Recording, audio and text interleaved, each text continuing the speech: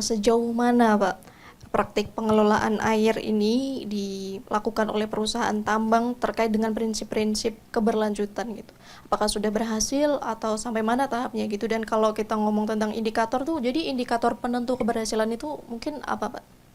Ya, kembali ke yang saya sampaikan tadi ya, bahwa dikatakan berlanjut itu kalau ada jaminan bahwa generasi sekarang sampai generasi anak cucu kita itu tetap mendapatkan kuantitas, kualitas dan kontinuitas yang sama kan gitu ya. Itu indikator keberlanjutan itu sederhana sekali. Cuma ngerjainnya susah gitu ya. Nah, kan gitu. Nah, jadi sebetulnya kalau ngelihat film yang tadi tuh yang Mandiri Kawasi, saya kira sudah mengarah ke sana, terbukti juga secara saintifik dan juga dari penghargaan pemerintah dalam hal ini proper sudah biru. Biru itu artinya udah comply semua. Kalau hijau dan kuning itu kan beyond itu ya. Nah, tadi sudah disampaikan tuh.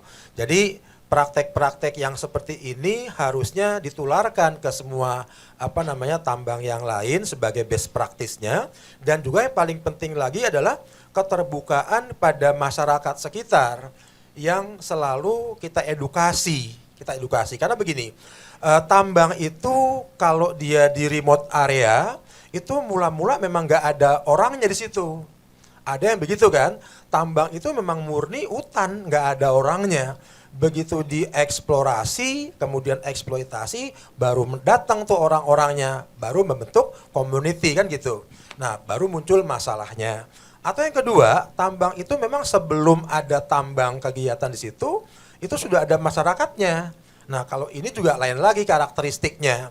Karena itu ukurannya tadi itu saya bilang, kalau dia mau best practice untuk sustainability khususnya pengelolaan air, itu dijamin indikatornya 3, tentunya dengan turunannya ya. Artinya kuantitas. Misalnya gini, setiap manusia dewasa normal itu kebutuhan airnya berapa sih sehari per orang per hari gitu ya? Kan nggak mungkin cuma sedikit ya. Udah ada standarnya nih dari Kemenkes. Setiap orang memerlukan sekian liter per orang per hari. Terus berapa penduduknya gitu kan ya? Selain penduduk juga berapa nih karyawan tambangnya? Kan juga karyawan tambang ribuan tuh. Yang sebagian besar hidupnya di penduduk kan ya, penduduk bikin kos-kosan kan gitu ya. Nah, ini perlu dihitung nih, perlu dihitung. Jadi kebutuhannya berapa untuk hidup layak dari segi kuantitas. Yang kedua, dari segi kualitas udah ada, pemerintah menetapkan baku mutu. Untuk kegiatan A ini loh parameter kuncinya kan gitu ya. Untuk kegiatan B kayak tambang nikel, ini loh yang harus dipenuhi baku mutunya. Nah, jadi kalau itu memenuhi semuanya, saya kira kita bisa nyatakan itu sustainable. Yang ketiga tentunya kontinuitas. Tadi itu jangan berdasarkan asumsi ya atau persepsi, tetapi kita buktikan, kita bikin kajian yang ilmiah, ternyata memang kemampuan untuk menangkap air yang jatuh ke bumi dari hujan itu dengan pengambilannya masih imbang. Itu jaminan untuk kontinuitas. Saya kira gitu. Jadi ini nih perlu disampaikan juga sebagai best practice untuk tambang-tambang yang lain yang belum melaksanakan kayak gini. Dan yang paling penting adalah masyarakat jangan ditinggalkan. Masyarakat itu jangan cuma sekedar penerima dampak kan gitu ya, tetapi harus diikutsertakan dengan kapasitas tertentu gitu ya. Kadang-kadang kan juga masyarakat, wah kan kita di sini pingin juga dong merasakan itu. Boleh nggak saya mengendarai HD, ya heavy dump trucknya? Ya nggak bisa gitu ya. Langsung, saya bisa juga, saya kan supir angkot gitu misalnya, bawa HD ya nggak boleh dong. Ada persyaratan tertentu. Saya kira itu dari saya. Oke, Pak Budi kan tadi sempat menyinggung gitu bahwa praktik-praktik ini ya seharusnya ditiru juga gitu ya oleh pertambangan-pertambangan yang lain gitu. Nah, mungkin tantangannya itu sebenarnya apa ya? Apa ada yang kurang paham gitu tentang betapa pentingnya kita harus bisa mengelola air atau apa ya Pak tantangan yang dihadapi? Gini, karena saya tadi kan bilang itu kembali manusianya ya. Peraturan dari pemerintah udah ada, harus comply. Kalau enggak nanti itu kan aturan interlocking tuh Bapak Ibu. Kalau ini belum diizinkan, nggak bisa maju ke sini. Kan itu banyak banget tuh aturannya. Nah, kembali pada manusianya, Bu. Manusianya. Ada manusia yang, buat apa ngurusin gitu, udah yang penting dapat untung, ada kayak gitu kan, ya kan. Nah, ada juga yang nggak boleh dong, kita kan udah memanfaatkan harta kekayaan yang dia tinggali di sini, kita harus berbagi dong, ada yang kayak gitu. Jadi saya kira itu kembali pada manusianya. Aturan udah banyak, karena ada juga yang mengatakan gini, Pak, apakah nggak perlu kita bikin aturan lagi? Masya Allah ya, aturan tuh udah banyak Bapak Ibu, tinggal mau nggak kita laksanakan, kita terapkan dengan pengawasan semua stakeholder, pemangku kepentingan dengan amanah. Aturan itu udah banyak banget gitu ya. Ngapain bikin aturan lagi, bikin pusing aja gitu ya. Jadi tinggal laksanakan dengan baik, dengan penuh amanah. Nah, saya ngerti bahwa tambang itu nggak mungkin tambang itu setara dengan pekerja sosial gitu ya. Nggak nyari untung, nggak ada lah. Ya kan namanya pengusaha. Kalau pengusaha cari untung. Kalau enggak ya pengupaya namanya, pengupaya lingkungan gitu ya. Nah, kan enggak ada kalau pengupaya, enggak cari untung, nirlaba dia. Tapi kata orang Jawa, ngono ya ngono nih ngojo ngono kan gitu ya. Jadi untung ya untung, tetapi jangan lupa dong sama masyarakat yang ada di sekitarnya yang harus juga menikmati. Kan gitu tadi kan udah disampaikan Pak Sigit tadi kan, mudah-mudahan dengan adanya bagaimana bagian downstream itu memberikan sumbangan pada yang ngelola di upstreamnya. Jadi saya kira gitu yang perlu kita dorong kembali pada manusianya. Aturan udah bagus, banyak udah. Oke ya, sayang sekali diskusi kita ini udah berada di ujung waktu begitu Pak ya. Dan kita juga sudah mendapat banyak sekali perspektif gitu terkait pengelolaan air, yang praktik-praktik baik yang sudah dilakukan hingga tantangan-tantangan yang harus dihadapi gitu ya. Mungkin saya boleh meminta masing-masing narasumber untuk memberikan closing statement-nya gitu terkait apa saja terkait praktik baik pertambangan ini, bisa harapan atau apa yang harus ditekankan gitu. Silahkan Bapak Irwan terlebih dahulu. Ya, terima kasih ya. Ya kalau terkait closing statement ya, saya berharap ya diskusi atau acara hari ini memberikan manfaat buat kita semua ya. Kita terbuka sama-sama ya menerima baiknya tambang, ya buruknya pasti ada. Kita buruknya yang kecil-kecil yang harus kita kelola dengan baik ya pasti ada dalam proyek ya. Tetangga kita tuh kalau malam berisik, tolong berhenti pekerja saya minta ya jangan berisik untuk mengerjakan pekerjaan-pekerjaan tertentu, misalnya seperti itu ya. Dan ini langkah yang baik, perusahaan pertambangan mau terbuka ya, dalam hal ini berarti kan dibuka tuh ya tirainya. Jarang perusahaan tambang tuh mau ngebuka hal-hal seperti ini ya. Tempo sebagai media yang di Indonesia ya secara nasional ya visibility-nya besar, pasti kan akhirnya dibuka ya. Kondisinya seperti ini, bahwa image pertambangan yang buruk harapan saya bisa hilang, terkikis. Bukan berarti semuanya baik, ya saya bilang bahwa proyek ada yang kita harus terima dengan kondisi bahwa ada perbaikan. Dan sebenarnya sudah dijamin bahwa ujungnya setelah tambang tutup, perusahaan tambang tuh di awal udah ngasih jaminan reklamasi dan penutupan tambang. Uangnya di depan. Kalau saya mau nambang, ya itu ada uang yang saya harus taruh untuk jaminan penutupan tambang. Itu bakal ditutup. Ya itu tambang yang benar dan itu dilakukan. Ya artinya kalau nggak dapat permit, ya nggak dapat izin. Jadi di sini kami berharap ya kita semua sama-sama artinya kegiatan pertambangan ini untuk Indonesia masih menjadi sektor andalan ya. Industri ekstraktif mau nggak mau, industri kita masih banyak di industri yang seperti ini. Masih dasar ya, belum sampai teknologi maju atau industri jasa. Nah kita perlakukan industri pertambangan ini bahwa memberi manfaat buat kita dan kita jaga sama-sama, kita awasi sama-sama. Ya kalau nanti ada mata air kawasi secara kuantitas mati, ya coba kenapa Harita? Kalau secara kualitas ternyata parameternya tidak melebihi atau melebihi baku mutu, apa yang harus dilakukan oleh Harita? Kita jaga sama-sama, kita kasih warning sama-sama. Ya bukan berarti kita menerima apa adanya, tapi semua kita beresin sama-sama. Itu, ya. Oke, kemudian closing statement Pak Budi. Dari saya sederhana aja, pertama orang tuh menyampaikan persepsi yang kurang baik karena mungkin faktornya nggak tahu gitu ya. Jadi forum seperti ini sering-sering diadakan gitu ya. Dan lebih luas lagi gitu kan ya. Juga libatkan media karena media itulah yang paling bisa menjangkau banyak lapisan masyarakat. Media tuh diajak lah, jangan cuma Tempo gitu ya. Nah ya kan yang lain deh diajak juga gitu ya supaya ngelihat ini tambang kayak gini loh. Jadi persepsinya berubah kan gitu ya. Nah, walaupun kayak gitu, tetap ke manusianya lagi nih. Karena manusia juga ada diciptakan Allah dengan nilai like dan dislike. Ya, sekalipun udah dikasih penjelasan, dikasih lihat, tetap aja dislike. Ada yang kayak gitu. Itulah ciptaan Allah kan. Gitu ya. Jadi kita harus menyadari itu keseimbangan yang Allah ciptakan. Yang kedua tentu saja dari mulai perencanaan, pelaksanaan, pemantauan dan pengawasan oleh semua pihak, baik pemerintah, pelaku tambang, masyarakat, amanah, jangan ada yang pat gulipat gitu ya. Itu kan tadi dibilang tuh, kalau buka tambang di depan dikasih dulu tuh, ya kan, dana untuk deposit reklamasi. Terus pertanyaannya dananya kemana kan gitu ya. Nah kan gitu ya. Nah ini juga harus hati bersih gitu ya. Dan jangan pelakunya tuh ya bermain pat gulipat lah. Karena kalau kita semua demi merah putih, demi kemajuan negara ini, harusnya semuanya menjalankan dengan amanah. Saya kira itu dari saya. Oke, terima kasih Pak Budi dan Pak Irwan. Kita selanjutnya akan memasuki sesi tanya jawab dan diharapkan juga para peserta mungkin udah punya pertanyaan gitu ya. Tapi sebelum itu saya juga akan meminta penanggap dari filmmakernya nih di sini. Di sini sudah hadir di ruangan bersama kita Mas Pamungkas Panggudi Luhur. Ya, sebagai produser nih ya dan filmmakernya mungkin bisa memberi tanggapan secara singkat saja gitu.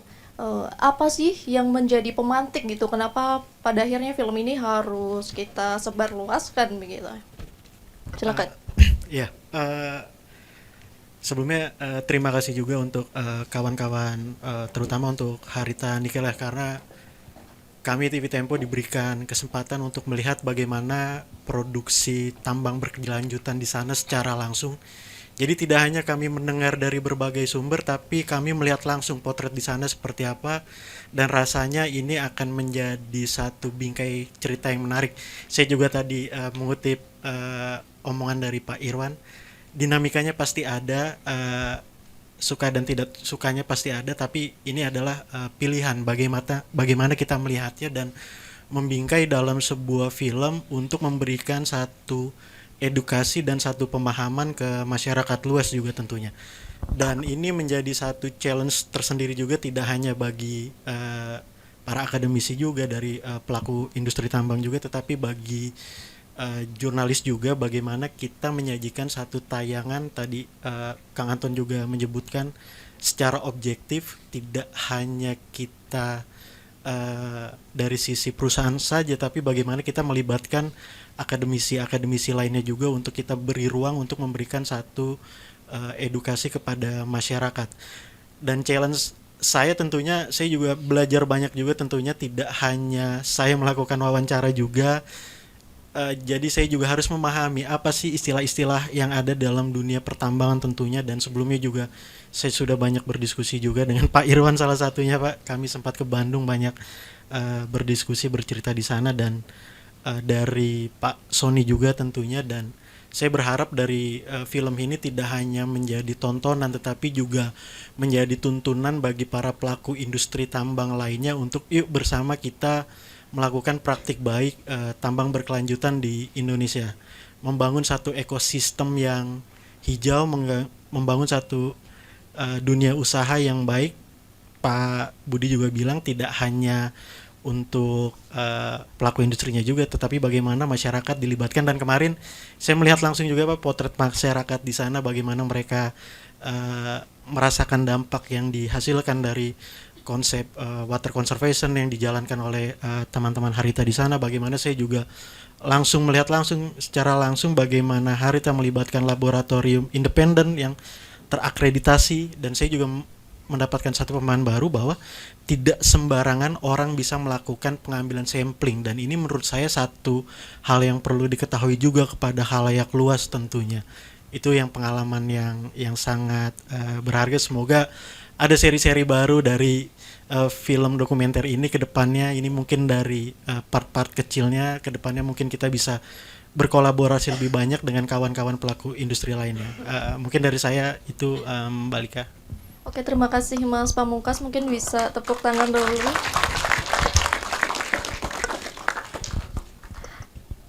Iya, terima kasih juga untuk Bapak Irwan dan Pak Budi. Diskusi sore hari ini sangat membuka banyak perspektif gitu ya.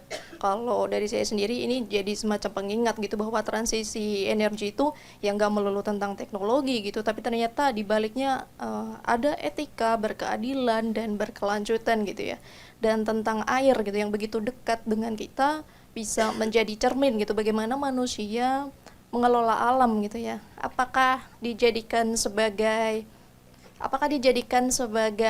mitra gitu yang harus kita lestarikan keberadaannya, atau ya sekadar jadi sumber daya alam saja gitu yang biasa dieksploitasi gitu kan. Oke, selanjutnya akan ada sesi tanya jawab. Mungkin bisa berdiri atau angkat tangan. Oke, silakan.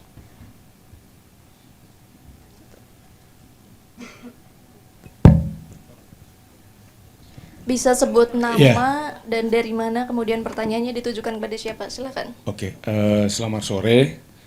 Terima kasih. Nama saya Ari Siringoringo. Terima kasih saya sudah diundang untuk hadir di acara ini. Saya apresiasi filmnya. Pertanyaan saya sih sederhana aja, mungkin yang masih berkaitan soal air.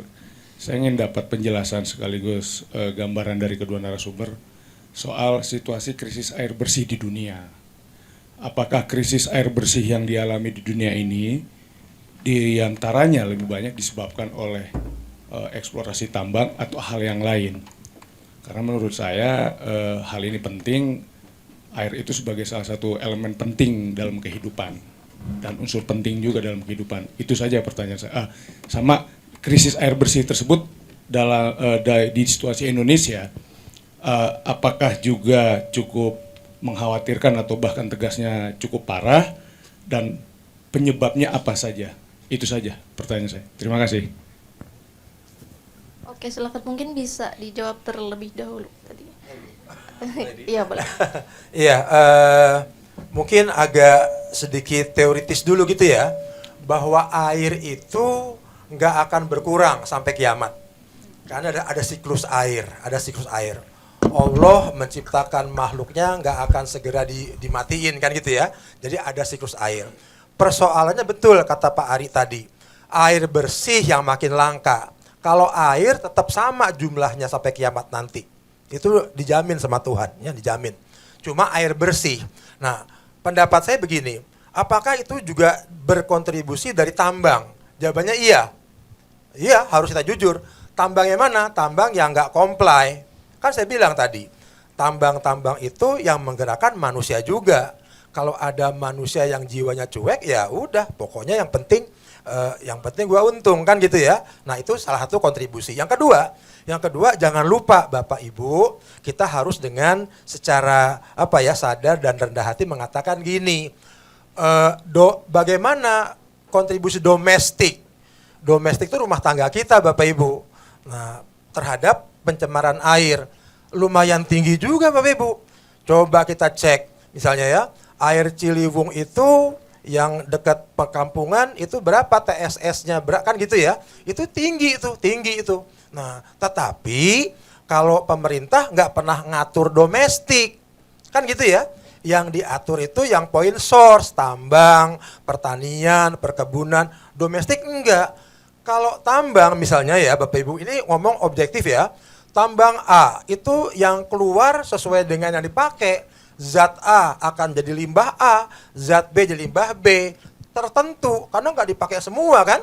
Tapi kalau domestik, yang satu masak rendang, yang satu sayur asem. Yang, kan gitu ya, dibuang semua. Pernah nggak harus diolah dulu sampai memenuhi baku mutu? Nggak ada baku mutunya. Nah, ini rasanya harus kita secara adil dan bijaksana menyikapi bahwa sumber dari air yang tidak bersih itu adalah itu. Di samping itu juga banyak yang lain-lain, karena Bapak Ibu kita lihat ya, sekarang tuh orang buang sampah di sungai bukan lagi kulit buah rambutan, bukan. Mebel dibuang ke sungai kan? Iya, kasur. Lama-lama nggak senang mobilnya, mobil barangkali nanti ya. Nah, lama-lama rumah itu rumah sekalian. Ya, nah. Jadi sekali musim banjir itu Pemda DKI harus ngangkut sampah dari sungai ratusan ton, ya kan? Kalau dulu paling mohon maaf aja nih, orang cuma buang air kan ya, buang air. Sungai oleh alam punya kemampuan untuk membersihkan diri. Buang air di hulu, di sini udah bagus lagi. Kalau sekarang Masya Allah ya, dengan disparitas kesejahteraan, akhirnya kenapa orang banyak di pinggir sungai? Karena air, sumber kehidupan kan. Udah deh, pada semuanya nyuci di situ, buang air di situ gitu ya. Jadi sungai itu menjadi WC raksasa kan gitu ya. Gimana kemampuan membersihkannya? Ya nyerah sungainya. Bodoh nanti ke sungainya. Nah, saking banyaknya. Dulu paling cuma sehari 5 kilogram lah orang pada buang air, total 5 kilogram. Sampai hilir bersih. Sekarang 50 ton atas sungai gue malas gitu. Nah, sampai ikan sapu-sapu mungkin kalau bisa ngomong, gue malas gitu. Nah, capek gue mendingan jadi ikan ikan ngepel ya buat sapu-sapu lagi deh. Kira-kira gitu Kira-kira gitu deh saya. Iya. Cukup sekian. Untuk Pak Irwan ditahan dulu. Ini nanti akan menjawab untuk pertanyaan yang kedua saja. Kemudian ada yang silakan Mas yang depan. Sebutkan nama, baik. dari mana, kemudian pertanyaan. Iya. Ya. Assalamualaikum warahmatullahi wabarakatuh. Waalaikumsalam. Saya Rudi Sofyan dari Komunitas FASTA, Forum Alumni Siswalase Jakarta. Ya, kebetulan saya ditunjuk jadi divisi lingkungan ya. Ya, artinya cuman mau tanya, tadi ada pengambilan sampel survei cek air ya. Di situ kita ngelihat ada nggak pelibatan masyarakat atau LSM atau join survei atau join cek itu. Jadi untuk pembuktian kita nggak ngambil sampel sendiri nih Mas ke Pak Irwan ya. Jadi pembuktian nggak cuman asal ambil, titiknya juga nggak diketahuin orang, cuman langsung dibawa ke lab, ini bukti kita udah aman nih gitu. Kan nggak fair kayaknya ya.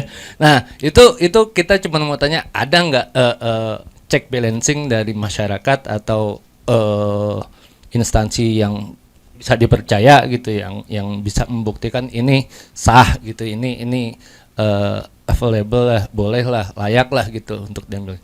Itu yang pertama. Kedua, itu kan open mining ya, yang saya tahu tambang terbuka. Ketika tambang terbuka diambil atau dibuka selebar-lebarnya, itu tadi bilang udah ada DP buat reklamasi di depan. Nah prosesnya adalah terbuka ya terbuka terus. Berapa tahun itu bakal direklamasi ya, selagi masih ada depositnya terus gali kan. Mungkin nggak dalam proses itu kita ada kerjasama sama masyarakat tertentu atau misalnya penghijauan di tempat lain, kan nggak mungkin penghijauan di situ orang lagi tambang kan gitu. Nah kami dari FASTA sih Jakarta selalu ada penanaman gitu kan. Kalau misalnya bisa kerjasama bisa nggak kayak gitu? Itu aja, makasih. Ya, silahkan Pak Irwan boleh menanggapi ini dengan susah singkat saja. Iya Pak. Ya, terkait bagaimana ini kan ke arah witness dan bagaimana kita menjamin bahwa sampel yang pertama ya, masalah sampling. Tadi sudah disampaikan sebenarnya Pak Budi dan juga tadi ditunjukkan di video bahwa sampling itu harus dari independent lab ya, lab yang bukan ditunjuk ya, udah dipercaya oleh pemerintah, mewakili pemerintah dalam hal ini pasti tentunya mewakili masyarakat ya, untuk ngambil sampel dan diuji. Labnya nggak boleh lab internal perusahaan, harus lab yang independen dan itu terakreditasi.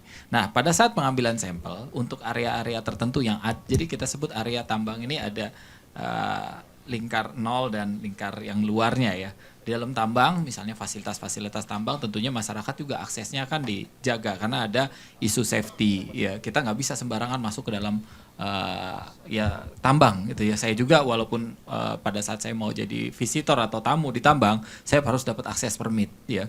Kondisi saya harus fit bekerja ya, concern-concernnya harus ada. Tapi ada daerah compliance yang di luar tambang yang tentunya masyarakat bisa dilibatkan atau ikut apalagi pada saat di awal ya penyusunan baku mutu awal baseline, kan ada titik-titik kontrol atau yang kita sebut compliance dan pembanding di daerah-daerah masyarakat, mata air kawasi misalnya atau sumur-sumur penduduk. Kita lihat juga di situ kan masyarakat juga ada witness di situ, melihat pengambilan prosesnya, sampel itu disil, di segel ya, disegel, difoto, didokumentasi bahwa itu sampel yang tidak akan ditukar gitu prosesnya itu. Sekarang kita kalau positive thinking tentunya sampai labnya sendiri harus independen ya, tentunya proses itu dijalani. Masyarakat juga mungkin di beberapa area yang mungkin menjadi tempat masyarakat, witness mereka diminta ya tanda tangan bahwa ikut menyaksikan pengambilan sampel. Tapi yang di daerah dalam tambang, kolamnya tambang, ya pitnya, sedimen pond, licit collection pond itu area akses terbatas. Tapi kan di situ bukan compliance point yang sampai ke masyarakat sebelum di treatment. Ya karena begitu sudah di treatment, ya memang itu bagian masyarakat perlu tahu. Jadi saya sampaikan di pagar rumah saya juga harus batasi akses. Kenapa? Nanti kalau kesandung, jatuh, ketimpa sesuatu dalam hal proyek, saya harus tanggung jawab, gitu kan? Ya dibatasi. Nah begitu di luar pagar, ayo kita lihat sama-sama. Saya Pak RT lihat tuh di situ gitu ya, ceceran-ceceran proyek saya, semennya tumpah enggak, ataupun limbah cairnya tumpah kak, ceceran catnya. Kalau masih tumpah, ya saya harus kena penalti atau ada hal yang harus saya tanggung jawab. Nah itu yang pertama terkait sampel. Nah yang kedua terkait bukaan tambang, ya tambang terbuka. Nikel laterite di Indonesia tuh kaya akan nikel laterite. Ya, nikel laterite itu tambang yang sebenarnya buat orang tambang tidak terlalu dalam. Karena begitu sampai batuan tertentu nikelnya sudah rendah konsentrasinya. Karena nikelnya terkayakan dalam lapukan batuannya. Ya, beda sama tambang emas atau tambang tertentu yang kita dalamnya bisa sampai, misalnya saya ambil contoh bisa 2 kilo.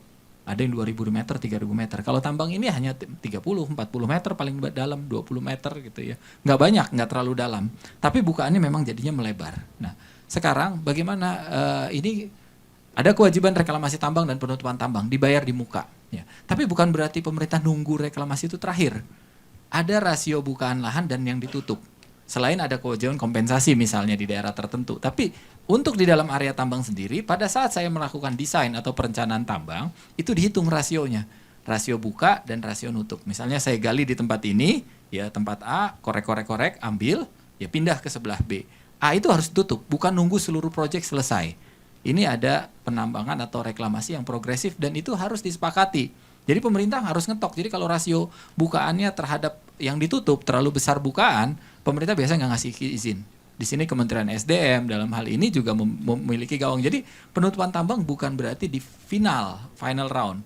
Jadi nutup tambang memang harus progresif. Ya. Jadi buka di sini bukan berarti nanti buka terus, enggak, buka tutup, buka sebelahnya, tutup lagi, buka sebelahnya. Ya, tapi tumbuhnya pohon tentunya nggak cepat. Ya beda gitu ya. Jadi numbuh pohon sampai sekian meter dan biaya reklamasi itu ya nanti saya dikoreksi ya. Perusahaan itu kan udah ngasih jaminan uangnya. Perusahaan itu jaminan uang untuk reklamasi. Biar reklamasi nggak bisa saya tarik, saya reklamasi dulu, ya tanam dulu, tumbuh segini baru biaya reklamasi bisa saya klaim kan gitu. Lebih kurang kan? Kalau tumbuhannya nggak tumbuh saya harus effort lagi, cost lagi. Nah itu salah satu strategi reklamasi. Saya berharap keterlibatan masyarakat dalam reklamasi ataupun revegetasi lahan itu lebih dibuka ya untuk perusahaan tambang. Dan mungkin tanaman-tanaman tertentu yang akhirnya tanaman produktif misalnya ya, yang bisa menghasilkan sesuatu misalnya. Dan juga mungkin efektif dalam penyerapan karbon gitu ya. Ya seperti itu. Ya, itu tadi jawaban yang udah cukup komprehensif ya. Semoga bisa menjawab.